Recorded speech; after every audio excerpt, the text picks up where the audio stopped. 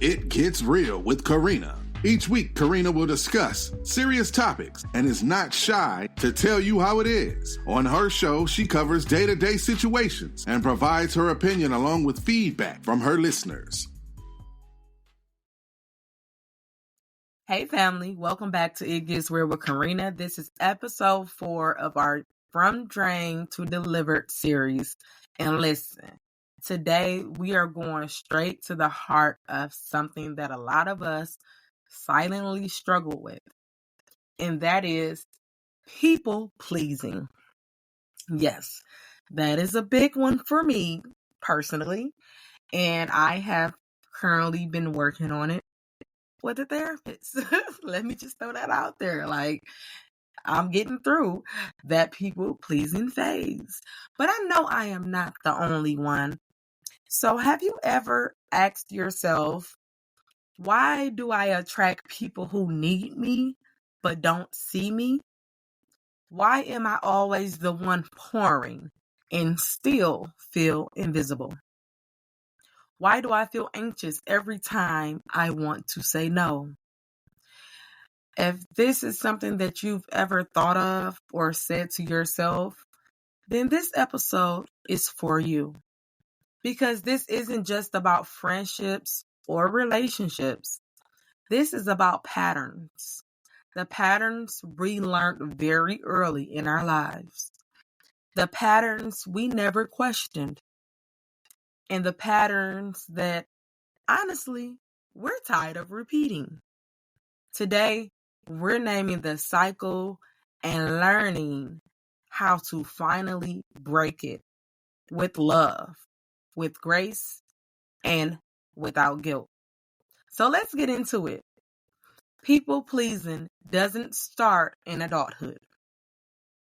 It starts the first time you were told you were too sensitive, or the first time you had a need and were told to stop being dramatic, or when being useful was the only way you felt loved. You learned to survive by silencing yourself. Over time, survival becomes identity. You become the helper, the listener, the one who never asks for too much. And now, as a grown woman or man, you're exhausted. Not because you're weak, but because you've been over-functioning for everybody else. Overgiving is often a way we try to avoid rejection. We think if we're nice enough, available enough, helpful enough, they'll never leave.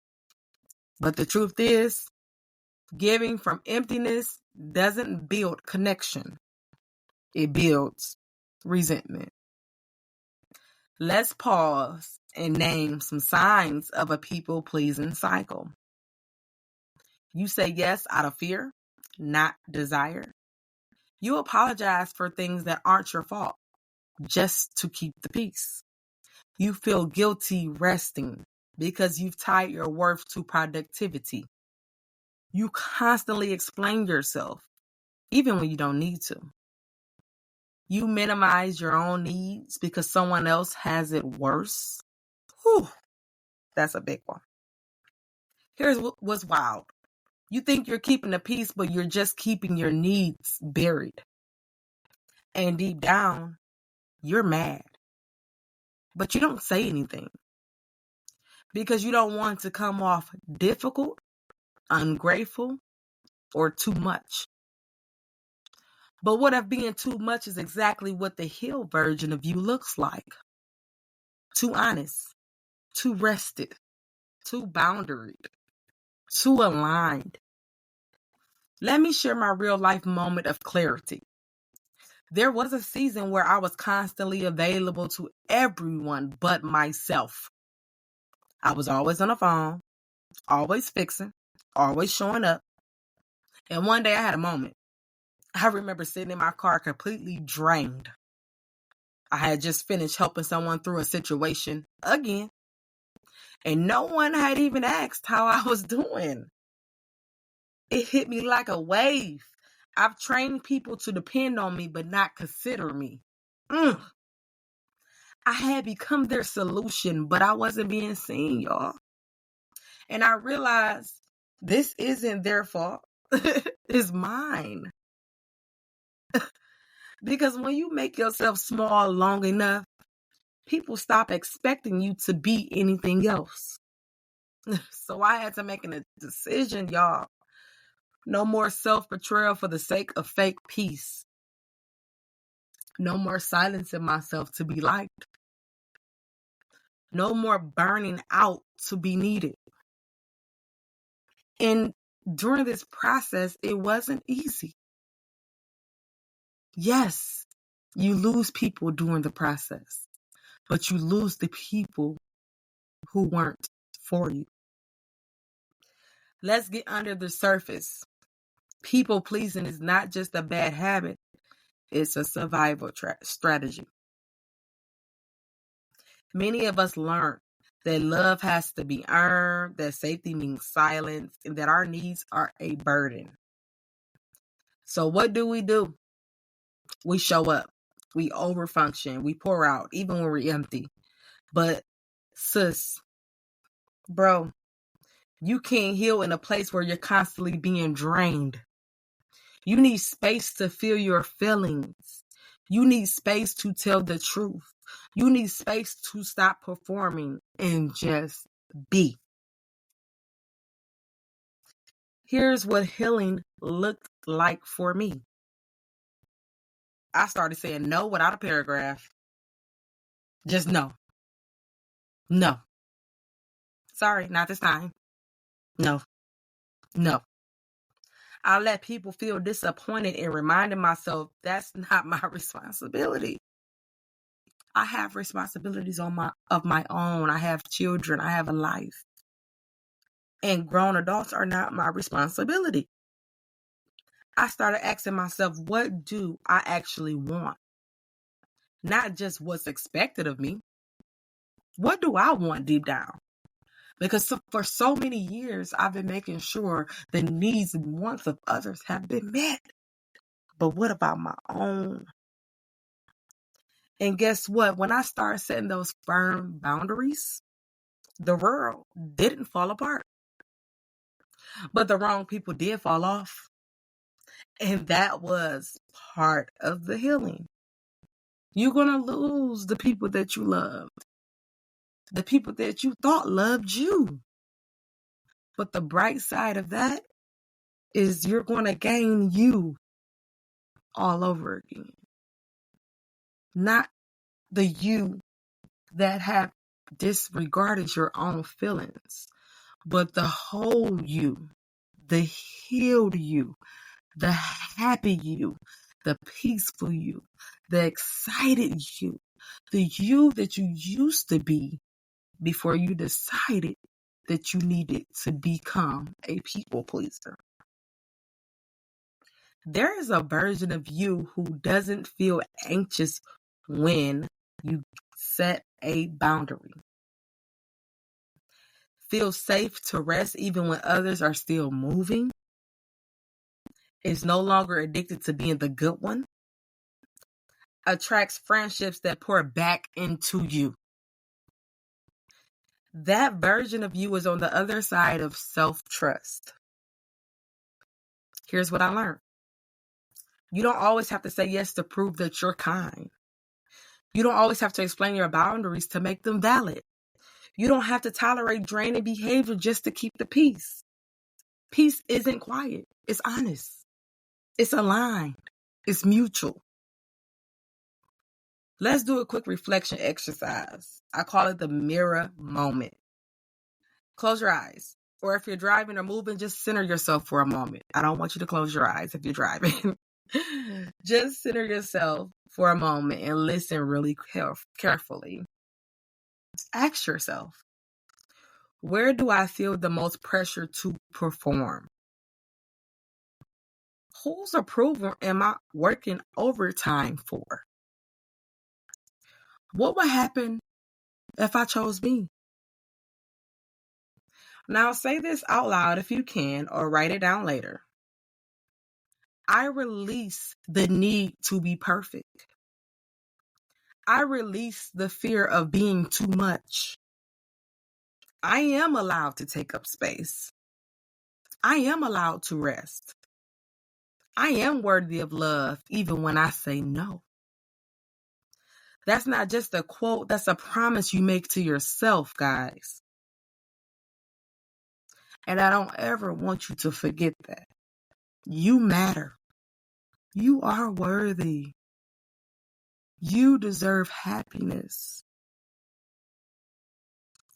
Here's your journal prop this week.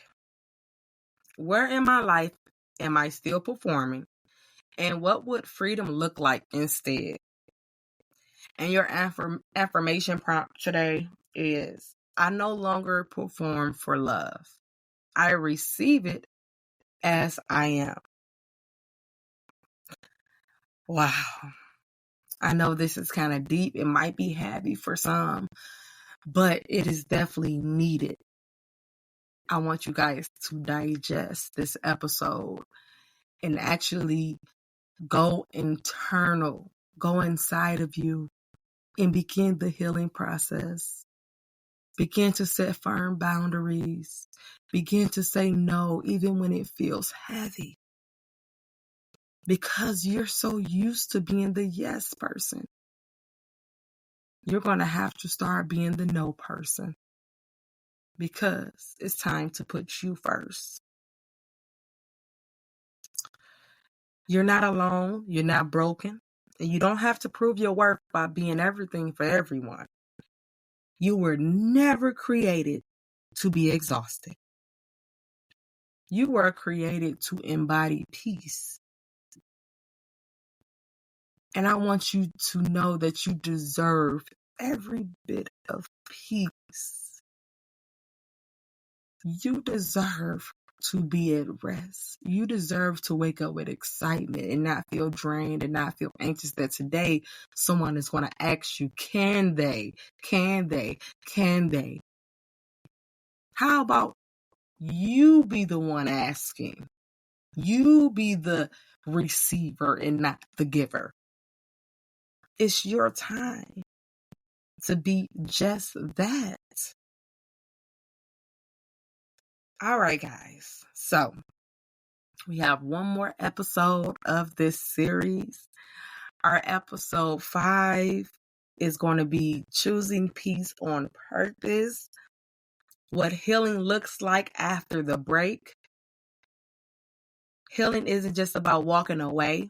It's about staying away. It's about choosing peace on purpose, even when it's lonely, even when it's hard. In this final episode of the series, I'm going to talk about growth and what it actually looks like and how to rebuild your self-worth from the inside out. This one is for your freedom. I'm so excited for the next episode. I feel like this whole series has been so freeing for me, and I pray that it has been freeing for you. And you really have to start at episode 1 and finish each episode and then get to the end of the series to really feel whole, because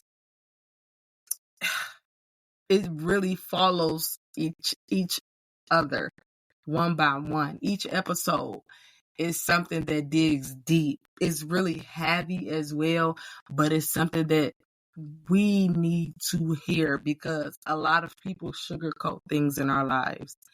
And we don't need that. We don't want that. We don't desire that. We want to be free. We want to be whole. We want to be happy. And in order to do that, we have to dig deep inside of us. And we have to hit the bone that hurts. And we have to repair it and make sure that we don't go back to our old selves. We don't go back to allowing people to stomp on us, to walk all over us, and to treat us like we're nothing. Because we truly are the greatest being. We're the greatest person. And we deserve to be treated as such. I would like to thank all of you for always rocking with me, like showing the love, sharing it out, subscribing. I want you guys to please rate my podcast. I hope I get a good rating and so it can be pushed out to other people. Shout out to everybody in other countries that's showing the love. I can see where you're looking at. All of the states, the US, and all of the people abroad, I truly appreciate you for showing the love. Because when I get on here, it's really not just for y'all. It be for me too, because it's a part of my healing when I speak to others. I just hope it touched you. Once again, share it with someone who's been stuck in this cycle as well. And remember, it gets real, but it gets better. I'll talk to y'all next week.